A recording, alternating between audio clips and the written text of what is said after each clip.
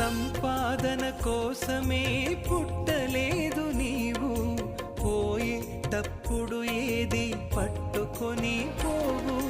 పోతున్న వారిని నువ్వు చూచుటలేదా, పోతున్న వారిని నువ్వు చూచుటలేదా. బ్రతికి ఉన్న నీకు వారు పాఠమే కాదా, బ్రతికి ఉన్న నీకు వారు పాఠమే కాదా. ఈ జీవితం విలువైనది, నరులారా రండని సెలవైనది, దేవుని సెలవైనది.